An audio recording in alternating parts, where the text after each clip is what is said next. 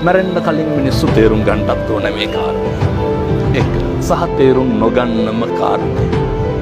මොකටද මිනිස්සු වෙලා උපදින්නේ කියන එක. මිනිස්සෙක් කියලා ඉපදුනා. මැරෙන්න කලින් තේරුම් ගන්න ඕන එකක් තමයි ඇයි මිනිස්සු වෙලා ඉපදුනේ.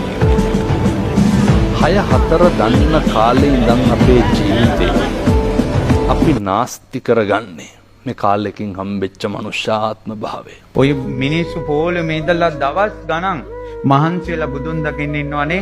ඔය මිනිස්සුන්ට ලෞතුරා සම්මා සම්බුදුරජාණන් වහන්සේ අහඹු ලෙස මූණටම මුණ ගැහෙනවා. සංසාරේ බුදුන් සොයාගෙන ගිය අය දලදා වහන්සේ දැක්කා කියලා නෙමෙයි මිනිස්සු කියන්නේ අපේ බුදුන් දැක්කා.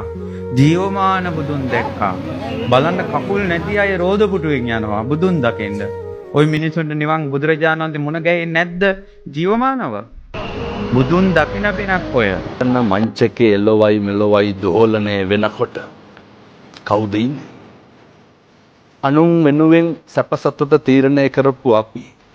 අනුන් වෙනුවෙන් ගෙවල් දොරවල් හදපු අපි.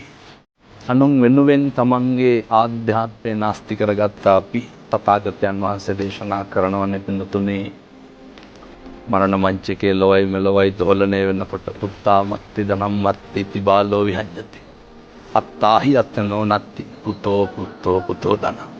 අපිට අපිවත් නැති වෙනවා. මරණානුස්සති කමඨහන් දේශනාවේ තථාගතයන් වහන්සේ බොහොම පැහැදිලිව දේශනා කරනවා. ඔත්පොළ වෙලා ඉන්නකොට එලවයි මෙලවයි දෝලණය වෙනකොට මිනිස්සු පුදුම විදිහට අසරණ වෙනවා. නිවන් දකින්න තව එක chance එකක් තියෙනවා. මේක කන් යොමු කරගෙන අහන්න මොකද්ද මේ chance එක කියලා. පින්වතුනි බුදුරජාණන් වහන්සේ පිරිනිවන් පෑවට පස්සේ පරම්පරාවෙන් ඒ අරහත් පරපුර ඉවර වෙලා මේ ලෝකේ සත්වයා ධාතුන් වහන්සේලාට වඳින අවසාන දවසක් නැති වුණාට පස්සේ කියන්නේ ධාතුන් වහන්සේ නමකට වඳින අවසාන මිනිසයත් මැරුණාට පස්සේ මේ සියලු ධාතුන් වහන්සේලා එක තැනකට එකතු වෙනවා රුවන්වැලි මහ සෑයට. ඒ කියන්නේ පුතාලා දැන් මේ දලදා වහන්සේ කියලා කියන්නේ මේ ලෝකේ S2ට දකින්න පුළුවන් එකම මහා පුරුෂ ලකුණ.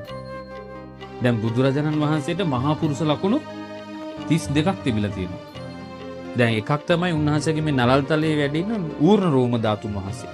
ඒ සම්පූර්ණ ඌර්ණ රෝම ධාතුන් වහන්සේ වැඩ ඉන්නේ මිහින්තලා සෑයේ. ඒක අපිට දකින්න නැහැ. හැබැයි අපිට S2ට දකින්න පුළුවන් එකම මහා පුරුෂ ලකුණ. ඇයි බුදුරජාණන් වහන්සේගේ දලදා වහන්සේලාගේ මහා පුරුෂ ලකුණු තියෙනවා. උන්වහන්සේගේ දලදා වහන්සේලාගේ මහා පුරුෂ ලකුණු කීපයක් තියෙනවා. ඉතින් S2ට දකින්න පුළුවන් එකම මහා පුරුෂ ලකුණ බලන්ද යන්න. මම කියන්නේ යම් කෙනෙක් ළඟ සරුවඥ ධාතුන් වහන්සේ වැඩ ඉන්නවා නම් අනිවාර්යයෙන්ම ඒ පුද්ගලයා මේට වසර 2000 ගණනකට කලින් ලෞතුරා භාග්‍යතුන් වහන්සේ විසින් දැකපු කෙනෙක්.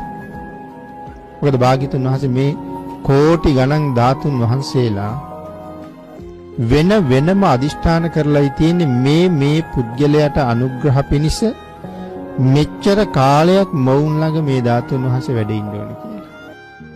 ඉතින් ඒ කියන්නේ පුද්ගලයා දැකලම තමයි අදිෂ්ඨාන කරන්නේ.